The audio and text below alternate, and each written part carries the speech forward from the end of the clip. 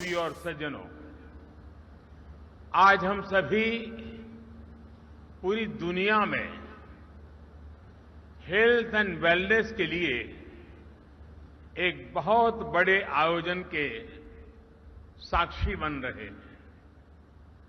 मैं WHO के director general doctor Tedros का विशेष रूप से आभारी हूं। अभी डॉक्टर टेड्रोस ने भारत की प्रशंसा में जो शब्द कहे, मैं प्रत्येक भारतीय की तरफ से उनका धन्यवाद करता हूं। और जिस प्रकार से उन्होंने गुजराती, हिंदी, अंग्रेजी एक प्रकार से त्रिवेणी का एहसास कराया है और हर भारतीय के दिल को छू लिया है, उसके लिए भी मैं विशेष रूप से उनका अभिनंदन करता हूं। डॉक्टर टेड्रोस से मेरा परिचय पुराना है और जब भी हम मिले हैं, उन्होंने भारत के गुरुओं ने उसको कैसे शिक्षा दी, वो इतने गौरव से उसका उल्लेख करते हैं और इतना प्रसन्नचित्त अपनी भावनाएं व्यक्त करते हैं। और उनका भारत के प्रति जो लगाव है, आज एक संस्थान के रूप में यहां प्रकट हो रहा है। और वो मुझे कहते हैं कि मेरा चाइल्ड है, मैं आपको दे रहा हूं, अब आपकी जिम्मेवारी है कि आपको इसका पालन पोषण करना है। मैं डॉक्टर टेड्रोस को विश्वास दिलाता हूं कि आपने जिस भरोसे से भारत को ये जिम्मेवारी दी है और जिस उत्साह और उमंग से हमारे यहां के मुख्यमंत्री भूपेंद्र भाई पटेल ने इस पूरी जिम्मेवारी को अपने कंधे पर लिया है, मुझे पूरा विश्वास है कि आपकी आशा और अपेक्षा के अनुसार हम खरे उतरेंगे। मैं अपने अभिन्न मित्र और मॉरिशस के प्रधानमंत्री श्री जुगनाथ जी का भी आभार व्यक्त करता हूं। मेरा उनके परिवार से भी करीब 3 दशक पुराना संबंध रहा है। जब भी मॉरिशस गया, उनके घर जाना, उनके पिताजी से मिलना, उनके परिवार के सबसे संपर्क, 3 दशक का ये पुराना नाता। और मुझे खुशी हुई कि आज मेरे निमंत्रण वो मेरे होम स्टेट गुजरात में आए और उन्होंने भी गुजरात के साथ, गुजराती भाषा के साथ अपना नाता जोड़ करके हम सबका दिल जीत लिया है। अभी हमने बांग्लादेश की प्रधानमंत्री, भूटान के प्रधानमंत्री और नेपाल के प्रधानमंत्री के भी विचार सुने। WHO global centre for traditional medicine के लिए सभी ने अपनी शुभकामनाएं दी हैं। मैं सभी का आभारी हूं। साथियों, WHO ने ट्रेडिशनल मेडिसिन के सेंटर के रूप में भारत के साथ एक नई पार्टनरशिप की है। ये ट्रेडिशनल मेडिसिन के क्षेत्र में भारत के कंट्रीब्यूशन और भारत के पोटेंशियल दोनों का सम्मान है। भारत इस पार्टनरशिप को पूरी मानवता की सेवा के लिए बहुत बड़ी जिम्मेदारी के रूप में ले रहा है। ये सेंटर दुनिया भर में फैली पारंपरिक चिकित्सा से सहयोग से दुनिया के लोगों को बेहतर मेडिकल सॉल्यूशंस देने में मदद करेगा। और मैं ये भी कहना चाहूंगा कि जामनगर की धरती पर डॉक्टर टेड्रोस और पवित्र जी की हाजिरी में ये सिर्फ एक भवन का शिलान्यास नहीं हुआ है, ये सिर्फ एक संस्थान का शिलान्यास नहीं हुआ है, लेकिन मैं विश्व भर में प्राकृतिक चिकित्सा में विश्वास करने वाले, परंपरागत चिकित्सा में विश्वास करने वाले हर किसी को कहना चाहता हूं कि आज जब भारत आजादी का अमृत महोत्सव मना रहा है, उस कालखंड में ये जो शिलान्यास हुआ है, वो शिलान्यास आने वाले 25 साल के लिए विश्व भर में ट्रेडिशनल मेडिसिन के युग का आरंभ कर रहा है। मैं अपनी आंखों के सामने देख रहा हूं कि होलिस्टिक हेल्थ केयर के बढ़ते आकर्षण के कारण आने वाले 25 वर्ष में जब देश आजादी की शताब्दी मनाएगा, तब ट्रेडिशनल मेडिसिन दुनिया के हर परिवार के लिए अति महत्व का केंद्र बन जाएगा। इसका ये शिलान्यास है।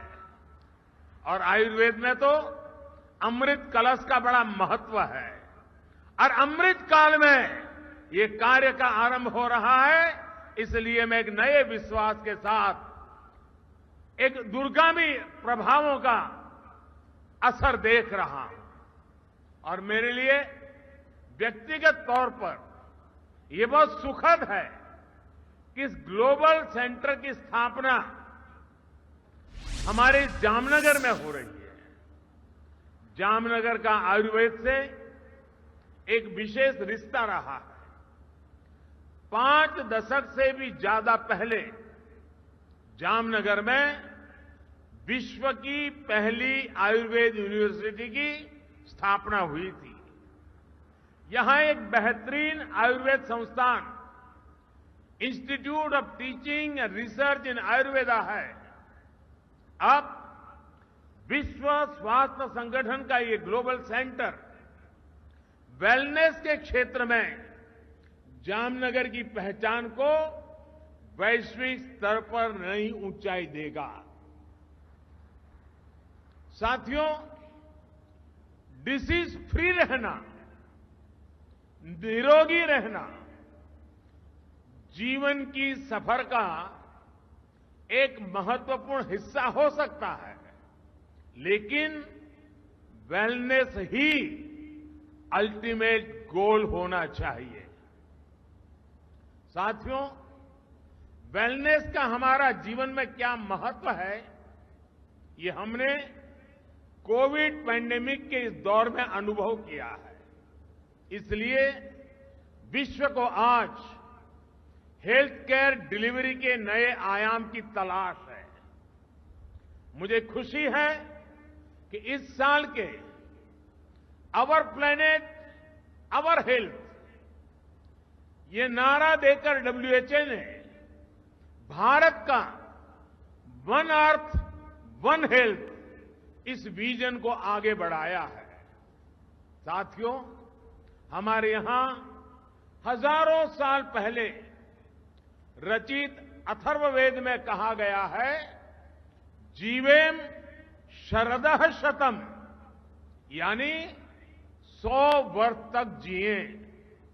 हमारी परंपरा में 100 वर्ष की आयु की कामना बहुत सहज रही है, क्योंकि तब 100 वर्ष की आयु प्राप्त करना अचंभित नहीं करता था। और इसमें बहुत बड़ी भूमिका हमारी पारंपरिक चिकित्सा पद्धतियों की होती थी।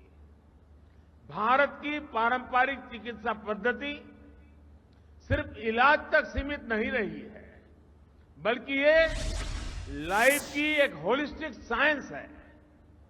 आप में से बहुत सारे लोग जानते हैं कि आयुर्वेद में हीलिंग और ट्रीटमेंट के अलावा social health, mental health, happiness, environmental health, करुणा, सहानुभूति, संवेदनशीलता और उत्पादकता सब कुछ इस अमृत कलश में शामिल है। इसलिए हमारे आयुर्वेद को जीवन के ज्ञान के रूप में समझा जाता है और हमारे यहां जितनी प्रतिष्ठा 4 वेदों की है, वैसे ही आयुर्वेद को 5वां वेद कहा जाता है। साथियों, आज आधुनिक दुनिया की जो लाइफस्टाइल है, जो नई नई बीमारियां हम देख रहे हैं, उसे पार पाने के लिए हमारी ट्रेडिशनल नॉलेज बहुत महत्वपूर्ण है। जैसे अच्छी हेल्थ का एक सीधा संबंध बैलेंस्ड डाइट से है। हमारे पूर्वज यह मानते थे कि किसी भी रोग का आधा उपचार बैलेंस्ड डाइट में छिपा होता है। हमारी पारंपरिक चिकित्सा पद्धतियां इन जानकारियों से भरी हुई है कि किस मौसम में क्या खाना चाहिए, क्या नहीं खाना चाहिए। और इन जानकारियों का आधार सैकड़ों वर्षों का अनुभव है, सैकड़ों वर्षों के अनुभव का संकलन है। जैसे हमारे यहां भारत में एक समय था जब विशेष रूप से मोटे अनाज मिलेट्स के उपयोग पर हमारे बुजुर्ग बहुत बल देते थे। समय के साथ हमने इसका उपयोग कम होते भी देखा और आजकल फिर से मिलेट्स की चर्चा बढ़ते हुए देख रहे हैं। मुझे इस बात का भी संतोष है कि मिलेट्स के उपयोग को बढ़ावा देने के लिए भारत का प्रस्ताव यूनाइटेड नेशंस ने स्वीकार किया है। वर्ष 2023 को इंटरनेशनल मिलेट ईयर घोषित करना मानवता के लिए बहुत हितकारी कदम है। एक्सेलेंसी, अभी कुछ समय पहले भारत में जो नेशनल न्यूट्रिशन मिशन शुरू हुआ है, उसमें भी हमारी प्राचीन और पारंपरिक विद्या को ध्यान में रखा गया है। कोविड-19 महामारी के दौरान भी हमने आयुष प्रणाली का व्यापक रूप से उपयोग किया। आयुष काढ़ा, इस नाम से आयुर्वेद आधारित काढ़ा खूब प्रचलित हुआ। आयुर्वेद, सिद्ध, यूनानी फॉर्मुलेशंस की ग्लोबली भी बहुत डिमांड देखने को मिल रही है। दुनिया के अनेक देश आज पैंडेमिक से बचाव के लिए ट्रेडिशनल हर्बल सिस्टम के उपयोग पर बल दे रहे हैं। साथियों, आयुर्वेद और इंटीग्रेटिव मेडिसिन के क्षेत्र में भारत के जो अनुभव है, उनको दुनिया के साथ साझा करना भारत अपना दायित्व समझता है। डायबिटीज, ओबेसिटी, डिप्रेशन जैसी अनेक बीमारियों से लड़ने में भारत की योग परंपरा दुनिया के बहुत काम आ रही है। अंतर्राष्ट्रीय योग दिवस के माध्यम से योग प्रचलित हो रहा है और दुनिया भर में लोगों को मानसिक तनाव कम करने में, मन, शरीर, चेतना में संतुलन कायम करने में योग मदद कर रहा है। योग के दायरे का विस्तार करने में भी ये नया संस्थान अहम भूमिका निभाए, ये बहुत आवश्यक है। एक्सेलेंसी, आज इस अवसर पर मैं इस ग्लोबल सेंटर के लिए 5 लक्ष्य भी रखना चाहता हूं।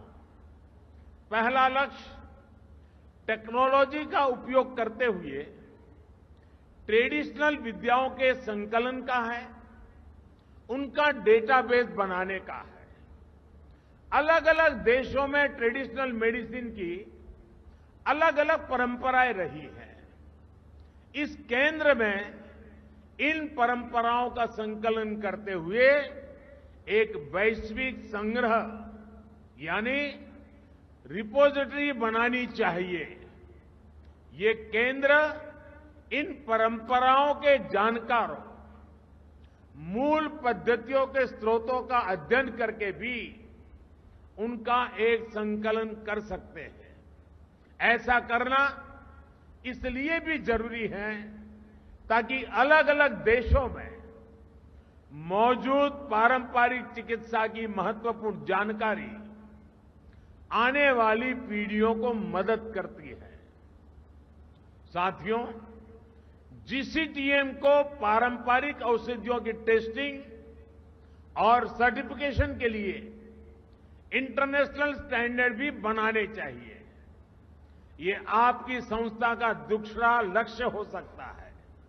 इससे हर देश में लोगों का भरोसा इन औषधियों पर और बढ़ेगा। हम देखते हैं कि भारत की कई पारंपरिक दवाइयां विदेशियों को भी बहुत प्रभावी लगती है, लेकिन वैश्विक स्टैंडर्ड न होने की वजह से उनका नियमित व्यापार सीमित रहता है। इसलिए उनकी उपलब्धता अभी कम रहती है। मुझे लगता है कि कई दूसरे देशों को भी इसी तरह की मुश्किल आती होगी। इस ग्लोबल सेंटर को इसके समाधान के लिए भी काम करना चाहिए। WHO ने भी हाल में आयुर्वेद, पंचकर्म और यूनानी के लिए बेंचमार्क डॉक्यूमेंट तैयार किए हैं। इसका विस्तार किया जाना भी जरूरी है। साथियों, जीसीटीएम एक ऐसा प्लेटफॉर्म बनना चाहिए जहां विश्व की पारंपरिक चिकित्सा पद्धतियों के एक्सपर्ट्स एक साथ आए, एक साथ जुटे, अपने अनुभव साझा करें। इन प्रयासों को एक ग्लोबल सेंटर अपना तीसरा लक्ष्य बना सकता है। क्या ये संस्थान एक सालाना समारोह कर सकता है? कोई एनुअल ट्रेडिशनल मेडिसिन फेस्टिवल कर सकता है, जिसमें दुनिया के ज्यादा से ज्यादा देशों के एक्सपर्ट्स चिंतन करें, अपनी पद्धतियों को साझा करें। साथियों, मैं समझता हूं इस सेंटर का चौथा लक्ष्य रिसर्च में निवेश से जुड़ा होना चाहिए। जीसीटीएम को ट्रेडिशनल मेडिसिन के क्षेत्र में रिसर्च के लिए फंडिंग को मोबिलाइज करना चाहिए। हम देखते हैं कि आधुनिक फार्मा कंपनियों के लिए रिसर्च क्षेत्र में अरबों खरबों डॉलर्स उपलब्ध रहते हैं। हमें उसी तरह के रिसोर्सेज ट्रेडिशनल मेडिसिन में रिसर्च के लिए भी तैयार करने चाहिए। पांचवा लक्ष्य ट्रीटमेंट प्रोटोकॉल से जुड़ा है। क्या जीसीटीएम कुछ स्पेसिफिक बीमारियों के लिए होलिस्टिक ट्रीटमेंट प्रोटोकॉल विकसित कर सकता है, जिसमें मरीज को मॉडर्न और ट्रेडिशनल मेडिसिन दोनों का फायदा मिले? अपने हेल्थ केयर सिस्टम में इन प्राचीन विद्यालयों के इफेक्टिव इंटीग्रेशन से अनेक बीमारियों से लड़ने में मदद मिल सकती है। साथियों, हम भारतीय वसुधैव कुटुंबकम और सर्वे संतु निरामय इस भावना से जीने वाले लोग हैं। पूरी दुनिया एक ही परिवार है और ये पूरा परिवार हमेशा निरोगी रहे, ये हमारा दर्शन रहा है। आज WHO जीसीटीएम की स्थापना से भारत की ये परंपरा और समृद्ध हो रही है। WHO का यह केंद्र विश्व भर में लोगों का स्वास्थ्य बेहतर बनाएगा। इसी कामना के साथ मैं अपनी बात समाप्त करता हूं और मैं अब दोनों ही मेहमानों का समय निकालने के लिए, इस समारोह को ऊंचाई देने के लिए, इसका महात्म्य बढ़ाने के लिए हृदय से उनका बहुत बहुत आभार व्यक्त करता हूं। एक बार फिर आप सभी का बहुत बहुत धन्यवाद। नमस्कार।